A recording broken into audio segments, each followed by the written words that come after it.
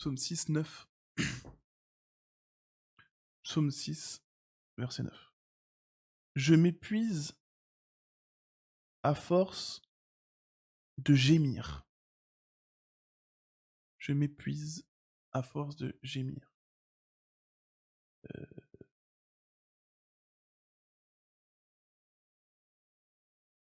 Attends, je suis pas au bon endroit. Là. Je m'épuise à force de gémir. Gémir, anacha. Soupir, gémissement. Gémissement, soupir. Et je répète, et je reprends Romains 8. Romains 8, 26. L'Esprit nous aide dans notre faiblesse en intercédant par des soupirs inexprimables. Donc soupir, sténagmos, soupir, gémissement. Donc vous voyez que ici dans le psaume, c'est David qui parle, il dit « Je m'épuise à force de soupirer, de gémir ». Et on te dit que l'Esprit utilise les gémissements et les soupirs pour intercéder en faveur des saints. Donc, dans les supplications ici, dans les types de prières, parmi les types de prières, il y a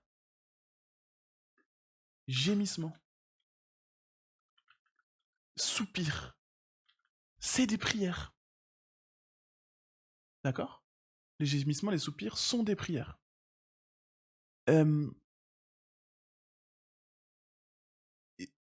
Chaque nuit, ma couche est baignée de mes larmes, mon lit est arrosé de mes pleurs. J'ai le visage usé par le chagrin, tous ceux qui me persécutent le font vieillir. Éloignez-vous de moi, vous tous qui faites le mal, car l'Éternel entend la voix de mes larmes. L'Éternel entend la voix de mes larmes. Donc, les larmes ont une voix. Donc, les larmes sont aussi des prières. La voix des larmes. Je te prends en parallèle Daniel 10. Jésus-Christ. On est en train de découvrir des merveilles. C'est-à-dire que David, l'esprit de Christ était en lui, hein, parce que Pierre nous dit que l'esprit de Christ était dans les prophètes et attestait ce qui allait, attestait déjà les souffrances de Christ et la gloire dont elle serait suivie. Et par les soupirs inexprimables, par les gémissements, le Saint-Esprit était déjà en train d'intercéder dans les entrailles de David. Oh Jésus, c'est terrible. Daniel 10, verset 12. Dès le premier jour où tu as eu à cœur de comprendre et de t'humilier devant ton Dieu, tes paroles ont été entendues. Et c'est à cause de tes paroles que je viens. Donc vous voyez, c'est l'humiliation, c'est l'humilité, c'est le fait que Daniel se soit humilié, que Dieu a entendu ses prières. C'est le cœur qui s'est humilié. On dit, les sacrifices qui plaisent à l'Éternel, c'est un esprit brisé, une âme humiliée. Et c'est un sacrifice qu'il a offert là. Chercher à comprendre, avoir à cœur de comprendre, s'humilier devant Dieu, parce qu'on ne sait pas ce qu'il convient de demander dans la prière, on ne comprend pas quand on lit la Bible. Parce que là, Daniel, il lisait la Bible, il lisait Jérémie, il ne comprenait pas. Chercher à comprendre, s'humilier pour que Dieu nous parle, pour que Dieu nous éclaire, c'est déjà un culte. Et il dit, tes paroles ont été entendues, et c'est à cause de tes paroles que je viens. Donc Dieu entend les paroles de l'humilité. Dieu entend les paroles du cœur qui cherche à comprendre. L'oreille de Dieu s'ouvre à cette voix-là. La voix de la prière, la voix des larmes, la voix des gémissements. C'est sur cette voix-là que Gabriel, l'ange, est envoyé. Alors l'Éternel entend la voix de mes larmes. Prière, voix des larmes. Donc Dieu, les prières que Dieu entend. Donc il entend les gémissements. Il entend la voix des larmes.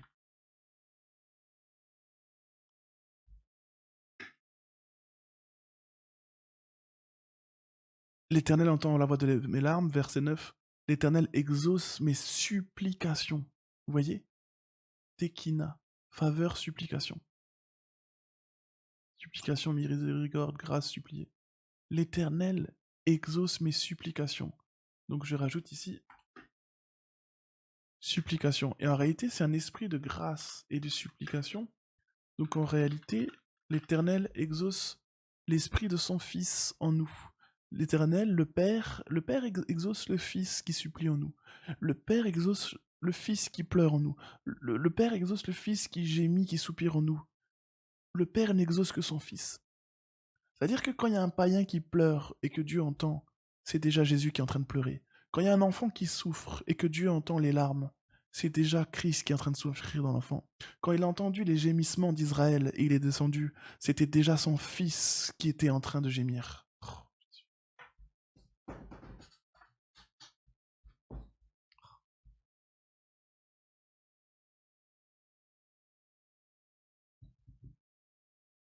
C'est pour ça qu'il dit tout ce que vous demanderez en mon nom vous sera accordé. C'est pas qu'on demander en son nom, il ne s'agit pas seulement de dire je demande au nom de Jésus. Ça veut dire que c'est Jésus qui demande. C'est dans sa pensée. C'est sa voix qui parle. C'est-à-dire que quand tu pries et qu'on te dit que l'Esprit intercède, dans Romains 8, là on te dit que l'Esprit intercède lui-même. C'est l'Esprit lui-même qui intercède. Donc c'est lui qui prie. C'est plus toi, c'est l'Esprit. On est d'accord? Et il intercède en faveur des saints. L'Esprit, selon Dieu, il intercède en faveur des saints. Ok? Mais quand je vais au verset 34, on te dit il est ressuscité, il est à la droite de Dieu et il intercède pour nous. On te dit Christ est mort, bien plus, il est ressuscité, il est à la droite de Dieu, il intercède pour nous. Donc le Christ qui est à la droite de Dieu et qui intercède pour nous, par l'Esprit se retrouve sur tes lèvres pour intercéder en notre faveur. Donc tes lèvres se retrouvent à la droite de Dieu. Je sais pas si tu as capté. Il dit l'Esprit lui-même intercède par des soupirs inexprimables. Mais au verset 34, il te dit Christ est à la droite de Dieu et il intercède pour nous. Ça veut dire que l'Esprit là, qui vient, la pensée là, inconnue qui vient de très loin, elle vient du trône de Dieu. C'est depuis le trône. Donc quand la pensée du trône est sur tes lèvres, c'est sa volonté qui est faite sur la terre comme au ciel, puisque le ciel est son trône et la terre son marchepied.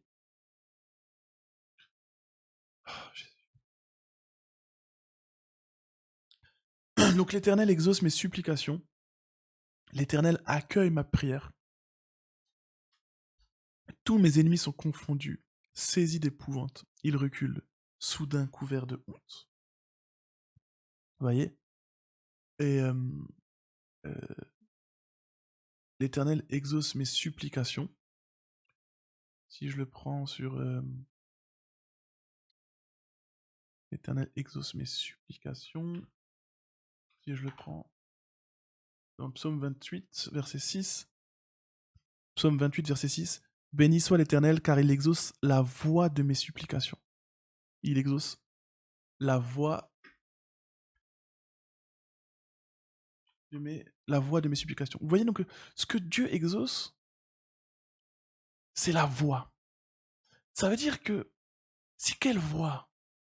C'est quelle voix que tu exauces? Regarde Galates 4. Galates 4.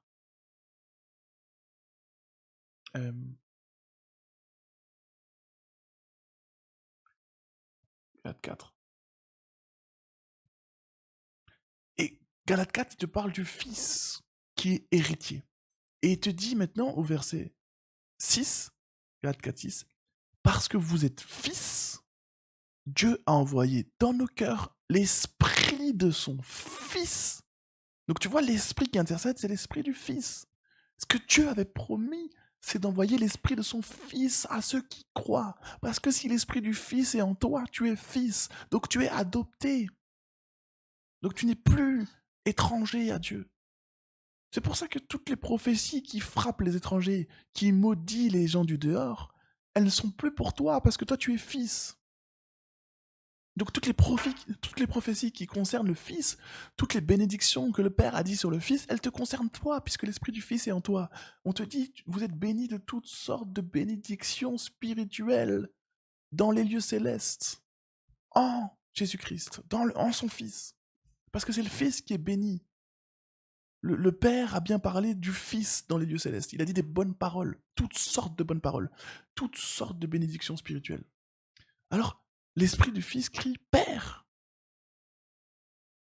L'Esprit en toi crie. Donc c'est cette voix-là, c'est la voix d'un fils qui parle à son père. C'est cette voix-là qui est exaucée. Mais euh, moi, si j'entends un enfant crier papa, papa, papa, mais je ne reconnais pas la voix de mon fils, je vais pas répondre. Je peux pas répondre si c'est pas la voix de mon fils.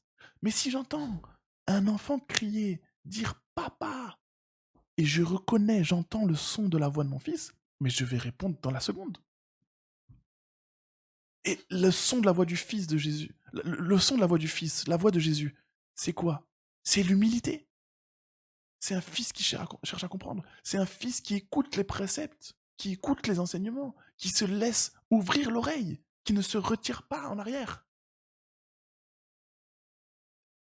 Regarde l'attitude du fils, Proverbe 4. Écoutez, mes fils, l'instruction d'un père, et soyez attentifs pour connaître la sagesse. Les fils sont attentifs. J'étais un fils pour mon père, un fils tendre et unique auprès de ma mère. Il m'instruisait alors. Le fils se laisse instruire. C'est pour ça qu'il observe, retient mes paroles. Le fils retient les paroles dans son cœur. Observe mes préceptes. Le fils observe les préceptes. N'oublie pas les paroles de ma bouche et ne t'en détourne pas. C'est pour ça que quand Adam a oublié ce que Dieu lui avait dit, Adam a eu le comportement de quelqu'un qui n'est pas fils. Parce que Dieu a dit tu n'en mangeras pas, mais Adam en a mangé. Et ce que Dieu lui a reproché, c'est que tu as préféré écouter la voix de ta femme. Tu as préféré prêter l'oreille à la voix que la femme portait, qui est en réalité la voix du serpent d'ailleurs, derrière. Donc un autre père. C'est pour ça qu'il dit vous avez pour père le diable, race de vipère. Vous avez pour père le diable, parce que la voix que vous entendez la voix du diable. Quand vous lisez Moïse, au lieu d'entendre la voix de mon père, vous entendez la voix du diable. C'est terrible.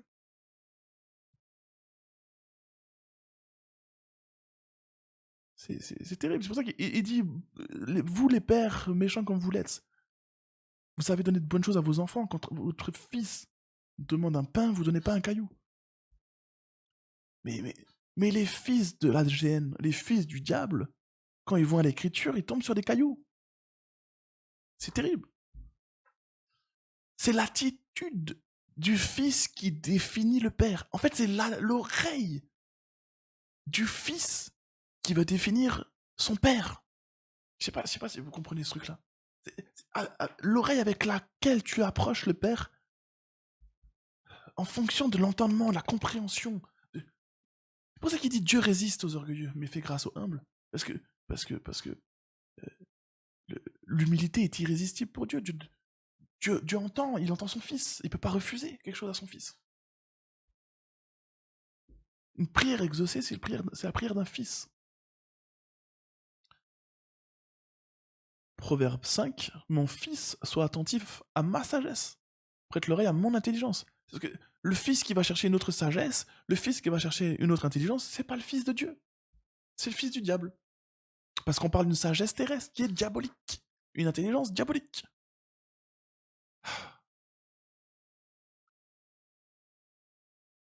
Donc, le Père entend les gémissements, les soupirs. Il entend la voix des larmes, il entend la voix des supplications. Euh, euh, le... On va prendre un autre psaume. On va prendre le psaume 66. Psaume 66.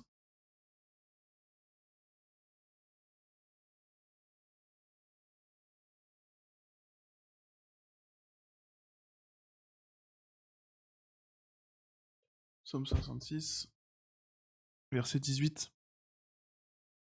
Si j'avais conçu l'iniquité dans mon cœur, le Seigneur ne m'aurait pas exaucé. Mais Dieu m'a exaucé. Il a été attentif à la voix de ma prière.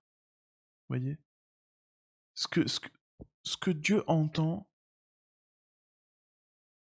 ce que Dieu agrée, c'est cette voix-là. Maintenant, cette voix-là doit trouver un corps. C'est pour ça qu'on te dit la parole s'est faite chair. Oh Jésus. La voix s'est faite chair. Et quand l'Esprit te donne des mots, quand l'Esprit t'inspire des gémissements, des pleurs, des cris, des larmes, l'Esprit donne un corps à cette voix. Oh Jésus. Je ne sais pas si vous captez. Regarde, prenons Jean 11.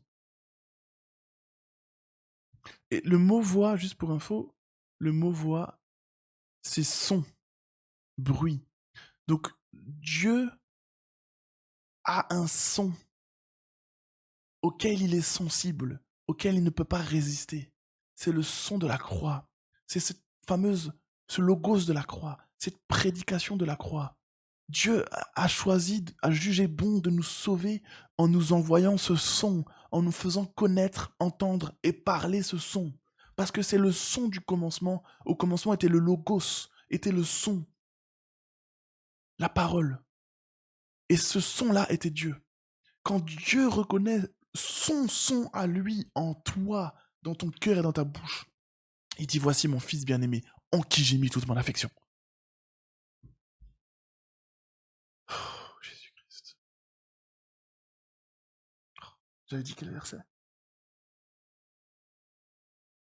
Jean 11. Jean 11, Jean 11, Jean 11. Jean 11. Ah, Jésus.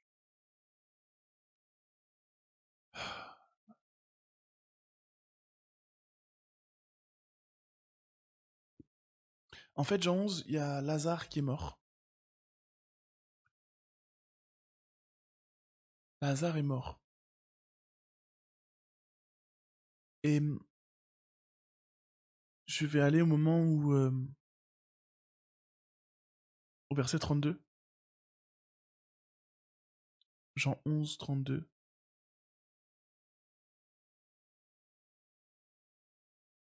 Lorsque Marie fut arrivée là où était Jésus, et qu'elle le vit, elle tomba à ses pieds et lui dit, Seigneur, si tu eusses été ici, mon frère ne serait pas mort.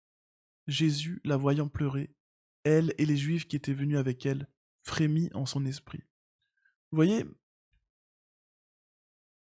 nous sommes invités à être comme cette Marie, à aller là où est Jésus spirituellement, à le rejoindre en pensée, et tomber à ses pieds, et lui parler. Et ainsi Jésus peut nous voir pleurer. Ainsi Dieu peut entendre la voix de nos larmes. Et Jésus, il frémit en son esprit. Donc 33, je suis au verset 33. Qu'est-ce que c'est que ce frémissement? Pourquoi Jésus, quand Jésus les voit pleurer, les larmes, oh, il voit les larmes de ces gens, oh, il entend la voix des larmes et il frémit. Frémit, c'est donner un sérieux avertissement, menacer pour enjoindre, s'irriter, recommandation sévère.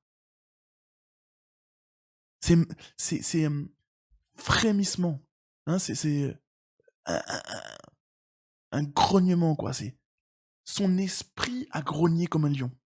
Et il fut tout ému, agité, troublé. Et c'est pas une émotion, ah non, les pauvres, c'est un truc qui l'a excité. C'est-à-dire les larmes de ces gens-là, ça a excité quelque chose dans les entrailles du maître. Ça a agité, ça l'a saisi. En fait, qu'est-ce que ça a fait? Ça a déployé une puissance. Ah, ça a déployé un pouvoir. Ça a déployé une armée. Une armée. Et tu remarqueras dans l'Ancien Testament, Quand un roi était excité, il déclarait une guerre. Bon, c'est encore comme ça aujourd'hui, hein. Quand un roi est énervé, il déclare une guerre. Quand il se sent agressé, quand il se sent humilié, il déclare une guerre. Et là, Jésus, c'est ce qui s'est passé. Œil pour œil, dent pour dent avec l'ennemi. Il y a un truc dans ses entrailles qui a commencé à intercéder. L'esprit s'est agité et a commencé à intercéder. Et il dit, où l'avez-vous mis? Il est en colère face à tant d'incrédulité, face à tant de désespoir. Il voit que l'esprit de mort est en train de gagner et persuader le cœur des âmes. Et il est en colère. Seigneur, lui répondirent-ils, viens et vois. Verset 35, Jésus pleura. Sur quoi les Juifs dirent, voyez comment il l'aimait. Mais c'est pas des pleurs d'émotion, c'est des pleurs de prière. C'est des larmes de prière. On retrouve ici les gémissements, on retrouve ici les prières, on retrouve ici les psaumes de David qui concernaient Christ. Sur quoi les Juifs dirent, rappelez-vous, Dieu entend les larmes, Dieu exauce les gémissements. Sur quoi les Juifs dirent, voyez comment il l'aimait, et quelques-uns d'entre eux dirent, lui qui a ouvert les yeux de l'aveugle, ne pouvait-il pas faire aussi que cet homme ne mourût point? Verset 38, Jésus, frémissant de nouveau en lui-même, se rendit au sépulcre. Vous voyez, Jésus,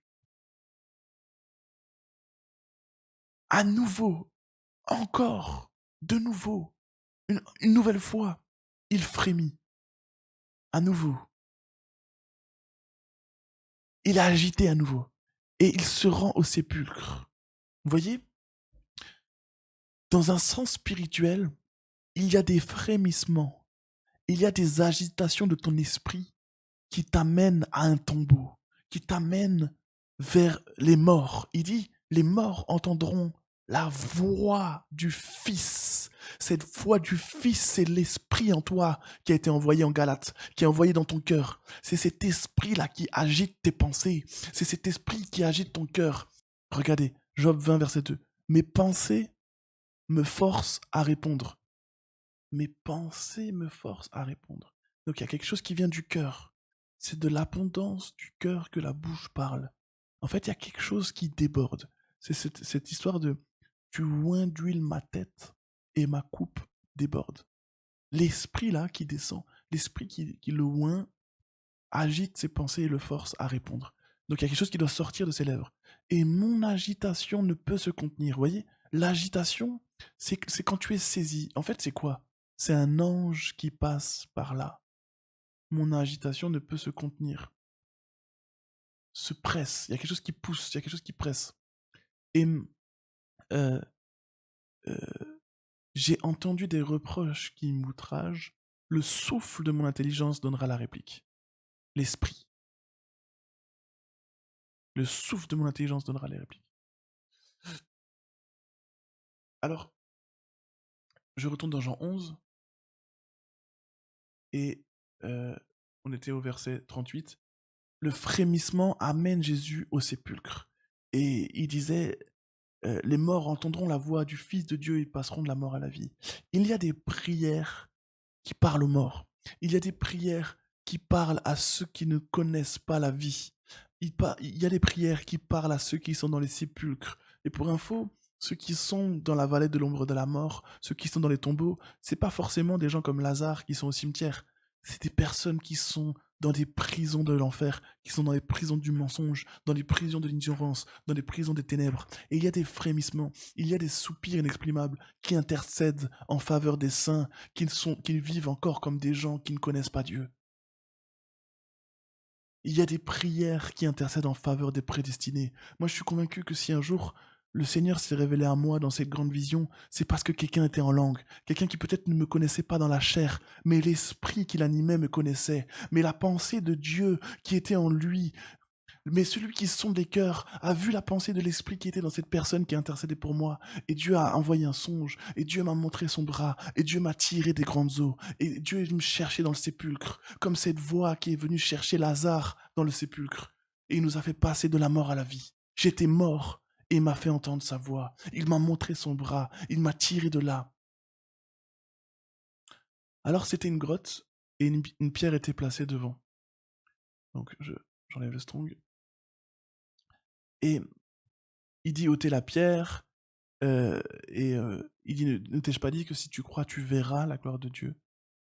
Et au verset 41, ils ôtèrent donc la pierre, et Jésus leva les yeux en haut et dit, Père, je te rends grâce de ce que tu m'as exaucé. Donc, je te rends grâce de ce que tu m'as exaucé. Pourtant, on n'a pas vu Jésus prier. On l'a vu Jésus gémir. On a vu Jésus verser des larmes et pleurer. Dieu, le Père, a exaucé les larmes du Fils. Le Père a exaucé les gémissements du Fils. C'est-à-dire que Lazare a été ressuscité sur les larmes, par les gémissements. Il y a des entrailles, il y a des entrailles qui ont répondu à des entrailles. Il y a des entrailles qui ont été secouées par des entrailles. Il dit, pour moi, je savais que tu m'exauces toujours. Donc, Dieu l'avait déjà exaucé au moment où il dit cette phrase. Il dit, mais j'ai parlé à cause de la foule qui m'entoure, afin qu'ils croient que c'est toi qui m'as envoyé. Donc, Dieu n'a pas exaucé des mots. Dieu n'a pas exaucé ce que Jésus a parlé. Dieu a exaucé des gémissements. Il dit, ayant dit cela, il cria d'une voix forte, Lazare sort, et le mort sortit. Vous voyez, si Jésus a crié d'une voix forte, Lazare sort, c'est pour la foule qui l'entoure. C'est pour que eux croient que le Père exauce les prières du Fils. Mais le Père n'a pas exaucé le Lazare sort. Parce que quand Jésus dit Lazare sort, Lazare est déjà ressuscité. Vous entendez? Le Lazare sort, c'est pour montrer à la foule que c'est pour que la foule croie. C'est parce qu'elle était incrédule. C'est pour qu'il c'était même pas pour que Dieu ressuscite Lazare. Dieu a ressuscité Lazare sur les gémissements. Mais le Lazare sort. Jésus parle au Lazare qui vient de ressusciter avec les larmes et les gémissements. C'est terrible. C'est une interprétation en fait. Finalement, le Lazare sort, c'est l'interprétation des gémissements. Donc les gémissements étaient en train de dire Lazare sort dans le séjour des morts, et le Lazare sort en français, enfin en langue intelligible, a fait sortir Lazare ici dans le tombeau.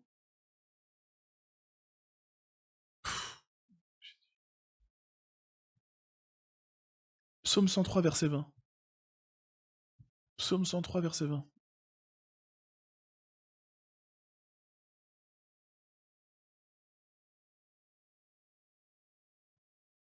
Bénissez l'Éternel, vous ses anges, qui êtes puissants en force et qui exécutez ses ordres.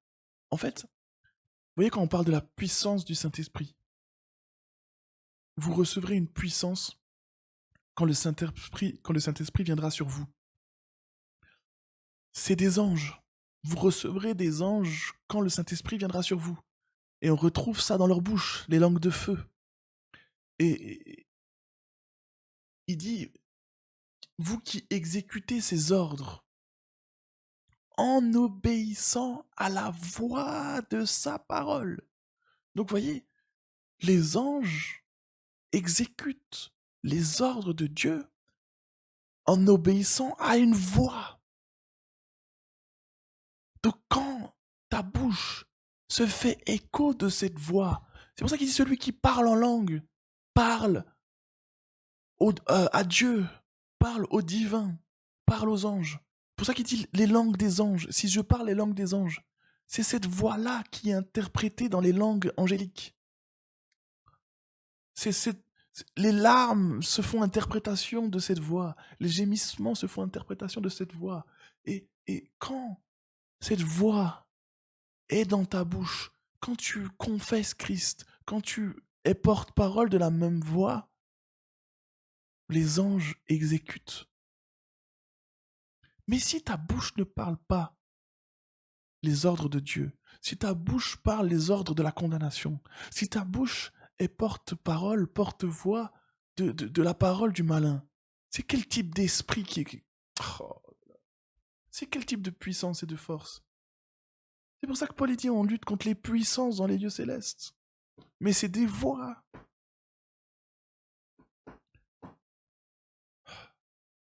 Bénissez l'Éternel, vous toutes ses armées. Donc vous voyez, quand Jésus grogne, gronde, tremble, frémit, pleure,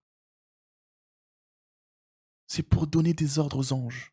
Tu vois un homme qui est à Gethsémane, il est en train de transpirer, il est en agonie, mais il y a un ange du ciel qui apparaît pour le fortifier, parce qu'il y a une agonie qui a invoqué des anges. Il y a des pleurs qui déploient la puissance de Dieu. Il y a une faiblesse et une humiliation qui excitent les anges de Dieu pour aller au combat. Parce que, oh Jésus, il faut que la puissance de Dieu se manifeste dans la faiblesse humaine. La puissance de Dieu s'accomplit dans la faiblesse. Là où tout le monde pensait qu'il était vaincu, il était vainqueur. Là où tout le monde pensait que il n'aurait pas crucifié le Seigneur de gloire s'il connaissait ce mystère. Il ne l'aurait pas fait.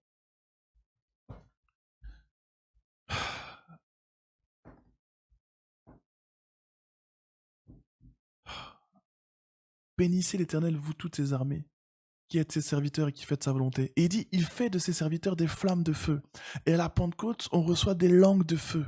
Donc on retrouve les serviteurs à nos bouches. L'Esprit nous donne différentes langues, différents serviteurs. Il y a un serviteur qui t'accompagne. Il a besoin que tu parles. Il a besoin que tu donnes des ordres. Il a besoin que tu fasses entendre, que tu te fasses écho de cette voix pour exécuter. Parce que si la trompette ne donne pas un son distinct, qui se préparera au combat?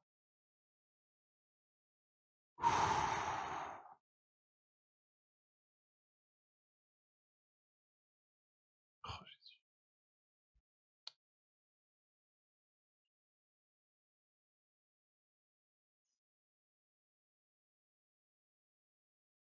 Job 39, Job 39, verset 22. Est-ce toi qui donnes la vigueur au cheval et qui revêt son cou d'une crinière flottante? Le fais-tu bondir comme la sauterelle? Son fier hennissement répand la terreur. Il creuse le sol et se réjouit de sa force. Il s'élance au-devant des armes. Il se rit de la crainte. Il n'a pas peur. Il ne recule pas en face de l'épée. Sur lui retentit le carquois. Brille la lance et le javelot. Bouillonnant d'ardeur, il dévore la terre. Il ne peut se contenir au bruit de la trompette. Quand la trompette sonne, il dit en avant, et de loin il flaire la bataille, la voix tonnante des chefs et les cris de guerre. Oh là là, entendez le langage. Entendez ce langage. Le cheval, le cavalier. Oh là là. Ah, Apocalypse 9, verset 1. Apocalypse 9. Le cinquième ange sonna de la trompette. Paul disait, si la trompette ne rend pas un son distinct, qui se préparera au combat. Job disait, il ne peut pas, le cavalier ne peut pas se retenir au son de la trompette, à la voix, à la... Oh là là là là là là. Attends. Non, non, non, non, non. Non, non, non, non. Attends, il est où? Il est où? Il est où? Il est où? Jérémie?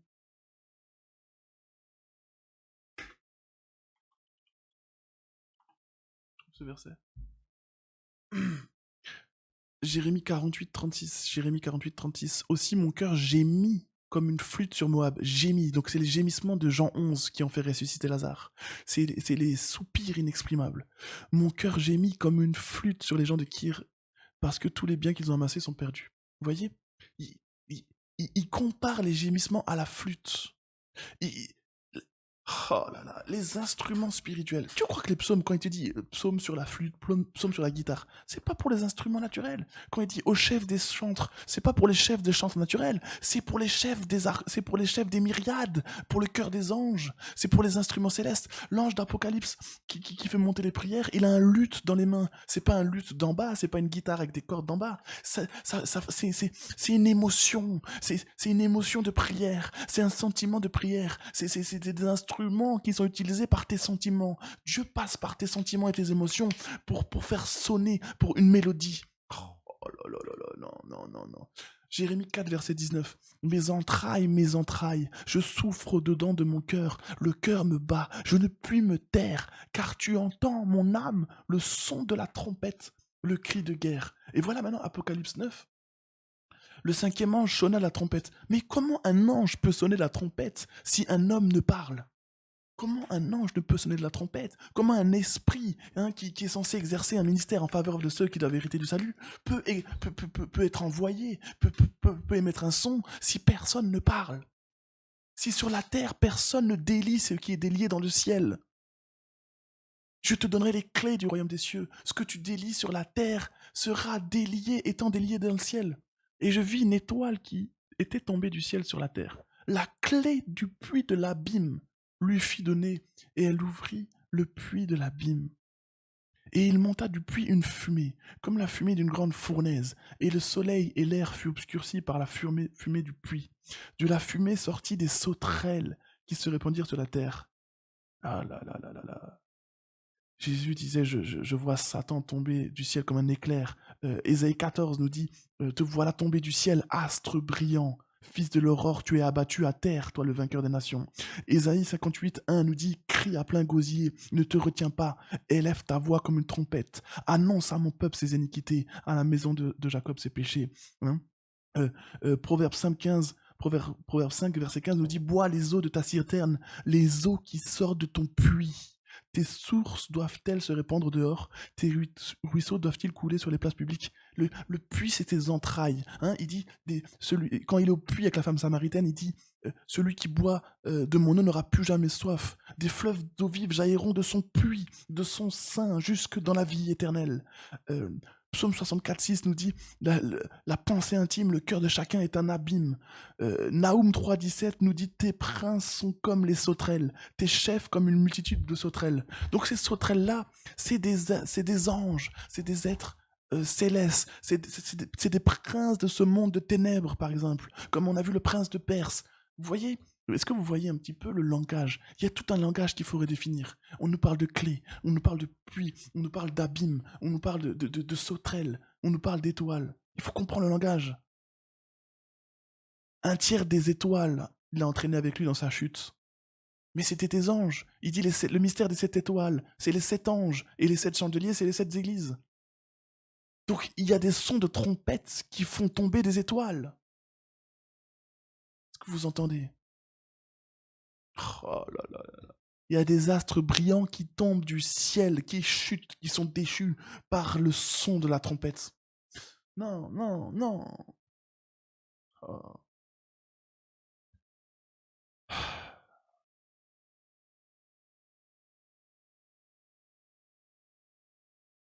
Verset 7.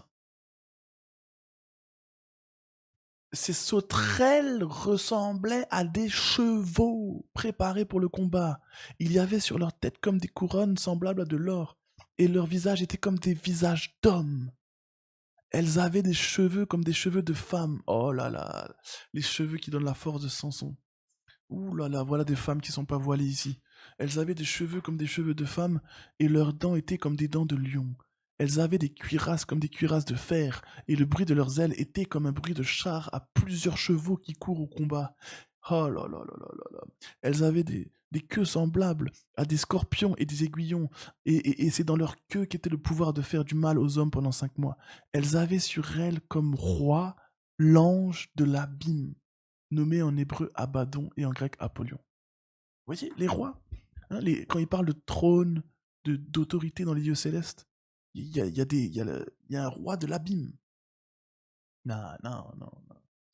Le combat est sérieux. Le combat est sérieux. Non, non. Quelle puissance faut déployer pour ressusciter un mort? Quelle puissance faut déployer pour faire marcher un paralytique?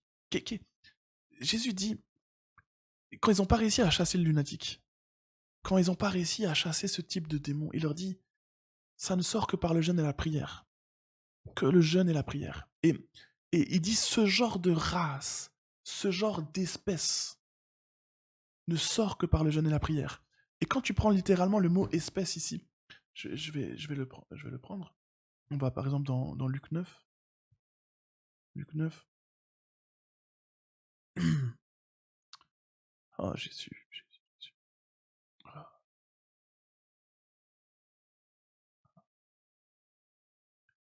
Alors, Jésus menace l'enfant. Non, on va pas prendre dans Luc 9, on va essayer dans Marc 9. Ce sera plus explicite. Marc 9. Euh, euh,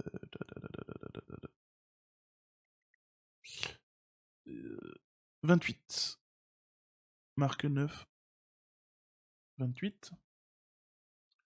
Quand Jésus fut entré dans la maison, ses disciples lui demandèrent en particulier, pourquoi n'avons-nous pu chasser cet esprit?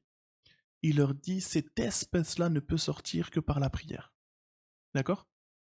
Cette espèce-là ne peut sortir. Alors déjà le mot sortir, le mot sortir, venir, ça peut être venir. C'est-à-dire que et juste avant, il disait, alors attends, hop. Le mot espèce là, c'est le mot race. Et juste avant, il disait race incrédule. Jusqu'à quand serai-je avec vous? Vous voyez? Parce qu'ils n'ont pas réussi à chasser le démon. Il a associé le fait qu'ils n'aient pas réussi à chasser le démon à l'incrédulité, à une race incrédule. Et quand tu prends le mot espèce, euh, littéralement, le mot grec, c'est génos. Génos. Donc race, descendance, postérité. Donc c'est en rapport avec les gènes. Donc il dit gène incrédule. Et il dit ce genre de gène ne sort que par la prière et par le jeûne. C'est-à-dire que la race incrédule, tu te débarrasses de ce gène incrédule qui n'arrive pas à chasser ce genre d'esprit que par la prière. Je sais pas si tu vois le truc. Et dans un autre sens, tu peux entendre que cette espèce-là, cette race-là, ne peut venir, donc la race qui donne la foi pour chasser ce type d'esprit, que par la prière et par le jeûne. Et pourquoi prière? En plus, d'ailleurs, quand tu prends le Strong, il n'y a pas jeûne, si je ne me trompe pas. Ça a été rajouté par l'auteur.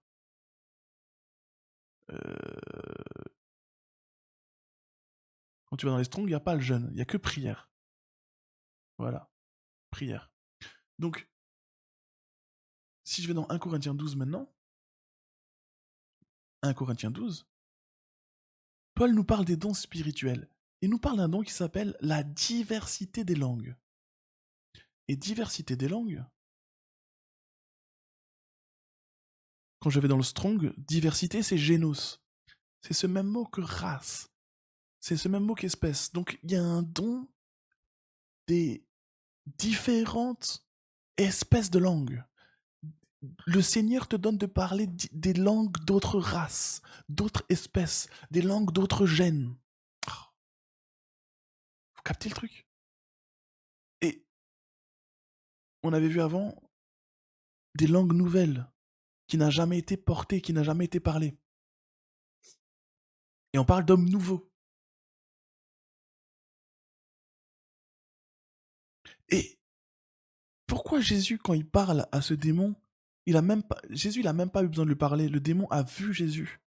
L'enfant a commencé à manifester, à s'agiter. Jésus a menacé le démon. Le démon, il a flippé, il est parti. Parce que Jésus priait. Parce que Jésus n'était pas soumis et ne vivait pas d'après le gène incrédule. Il ne vivait pas d'après le gène de ses parents biologiques. Il vivait d'après le gène du Père Céleste. D'après, en fait, c'est pour ça que les langues nous sont données. Parce que les langues, c'est destructeur pour le gène humain, le gène de l'homme charnel. Mais ça bâtit le génome céleste, le nouveau génome. Oh là là là, c'est trop.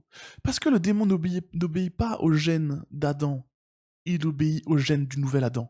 Le démon n'obéit pas à la race, à la postérité du serpent, il obéit à la postérité de la femme. Non.